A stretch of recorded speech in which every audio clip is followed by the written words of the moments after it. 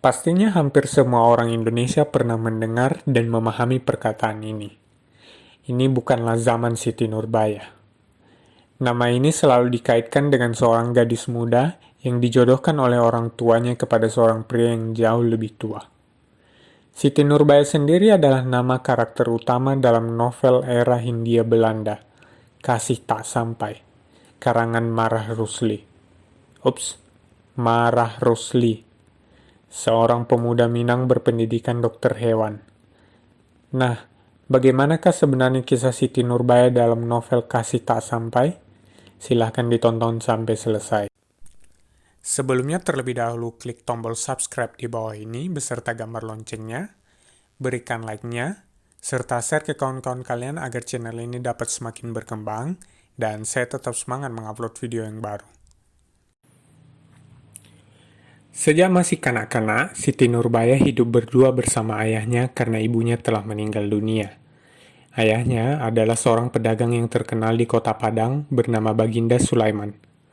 Sebagian modal usahanya merupakan uang pinjaman dari seorang saudagar tua yang bernama Datuk Maringgi. Pada mulanya, usaha perdagangan Baginda Sulaiman mengalami kemajuan pesat. Hal tersebut tidaklah dikehendaki oleh Datuk Maringgi. Maka, untuk melampiaskan keserakan dan rasa irinya, Datuk Maringgi menyuruh kaki tangannya untuk membakar semua kios milik Baginda Sulaiman, sehingga usaha yang dibangun Baginda Sulaiman menjadi hancur.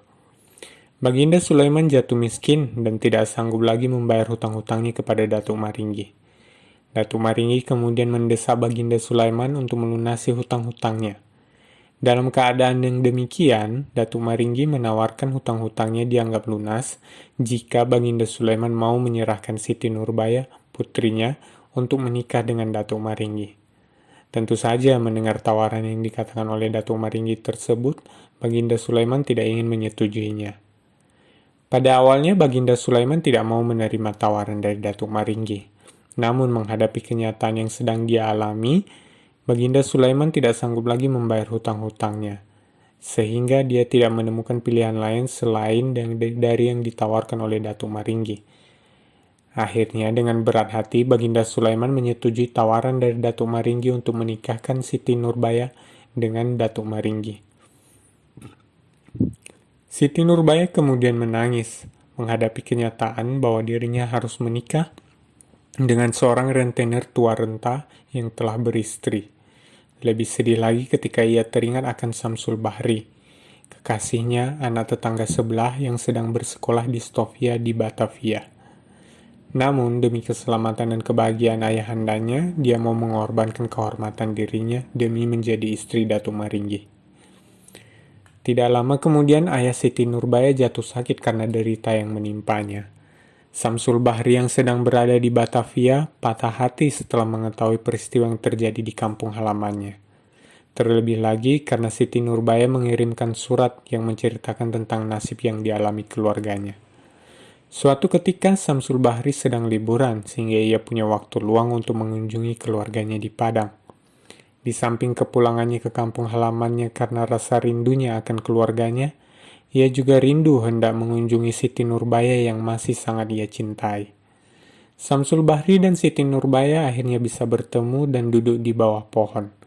Mereka berbincang dan bersenda gurau dengan ramahnya, seakan-akan pertama kali sedang berpacaran. Namun, tiba-tiba saja muncullah Datuk Maringgi di depan mereka. Mereka berdua terkejut akan kedatangan Datuk Maringgi. Datuk Maringgi sangat marah melihat mereka berdua yang sedang duduk bersama bersenda gurau, sehingga Datuk Maringgi berusaha menganiaya Siti Nurbaya di depan Samsul Bahri. Samsul Bahri yang melihat hal itu tidak ingin membiarkan kekasihnya dianiaya, maka dengan spontan dan penuh kesal dipukulnya lah Datuk Maringgi sehingga terjerembab jatuh ke tanah. Melihat keributan yang terjadi di depannya, Siti Nurbaya menjadi kaget dan ketakutan. Siti Nurbaya berteriak keras hingga terdengar oleh ayahnya yang di rumah yang sedang sakit keras. Mendengar teriakan anaknya, Baginda Sulaiman berusaha untuk bangun, meski tubuhnya tidak mampu untuk berdiri. Karena tidak kuat, ayah Siti Nurbaya kemudian jatuh terjerembab di lantai dan akhirnya meninggal dunia. Mendengar kejadian yang dilakukan oleh anaknya, ayah Samsul Bahri, yaitu Sultan Mahmud, yang merupakan seorang penghulu, merasa sangat malu akan perbuatan anaknya, sehingga Samsul Bahri pun diusir oleh ayahnya kembali ke Batavia, dan tidak diperbolehkan untuk mengunjungi sanak keluarganya di Padang. Apa yang dilakukan oleh Sultan Mahmud kepada anaknya, juga dilakukan oleh Datuk Maringgi kepada istrinya Siti Nurbaya.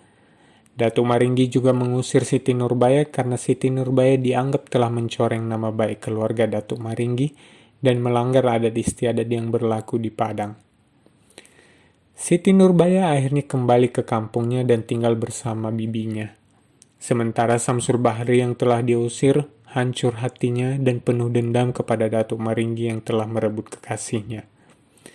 Siti Nurbaya yang mendengar bahwa kekasihnya telah diusir oleh orang tuanya, mencoba pergi menyusul Samsul Bahri ke Jakarta. Tetapi niatannya itu diketahui oleh kaki tangan Datuk Maringgi. Karena itu dengan siasat dan fitnahnya, Datuk Maringgi berusaha dengan segala cara agar Siti Nurbaya tidak bisa menyusul Samsul Bahri ke Batavia. Perjuangan yang dialami Siti Nurbaya untuk menyusul kekasihnya sangat berat dan menemui banyak rintangan. Salah satunya, saat di tengah perjalanan ada seseorang yang mencoba mendorongnya di atas kapal. Tetapi Siti Nurbaya diselamatkan oleh seseorang yang memegang bajunya sehingga ia tidak jadi jatuh ke laut. Namun, walaupun ia selamat dari mara bahaya tersebut, dia menemui mara bahaya berikutnya. Setibanya di Batavia, Siti Nurbaya ditangkap polisi karena surat telegram yang dibuat oleh Datuk Maringgi yang memfitnah Siti Nurbaya bahwa ia telah membawa lari emas dan hartanya. Mendengar apa yang dialami oleh Siti Nurbaya, Samsul Bahri berusaha keras menolong kekasihnya itu agar pihak pemerintah mengadili Siti Nurbaya di Batavia saja, bukannya di Padang seperti permintaan Datuk Maringgi. Namun usahanya sia-sia. Pengadilan tetap dilaksanakan di Padang. Akan tetapi karena tidak terbukti Siti Nurbaya bersalah, akhirnya Siti Nurbaya dibebaskan dari segala tuduhan yang ditujukan Datuk Maringgi kepadanya. Tidak lama kemudian Siti Nurbaya meninggal dunia karena memakan lemang beracun yang sengaja diberikan oleh kaki tangan Datuk Maringgi. Kematian Siti Nurbaya itu pun terdengar oleh Samsul Bahri sehingga ia menjadi sangat putus asa dan mencoba melakukan bunuh diri. Namun beruntungnya ia tidak jadi meninggal. Sejak saat itu Samsul Bahri tidak meneruskan sekolahnya dan memasuki dinas militer. 10 tahun kemudian Samsul Bahri yang telah berpangkat letnan dikirim ke Padang untuk melakukan pemberantasan akan kekacauan yang dilakukan oleh Datuk Maringgi dan orang-orangnya. Samsul Bahri yang setelah mengubah namanya menjadi Letnan Mas menyerbu kota Padang. Ketika bertemu dengan Datuk Maringgi dalam suatu keributan, tanpa pikir panjang, Samsul Bahri menembaknya. Datuk Maringgi jatuh tersungkur, namun sebelum tewas, ia sempat melukai kepala Samsul Bahri dengan parang. Melihat keadaan Samsul Bahri yang begitu parah, ia segera dilarikan ke rumah sakit. Di rumah sakit, ia menjalani perawatan yang intensif. Namun, hari demi hari keadaannya semakin memburuk.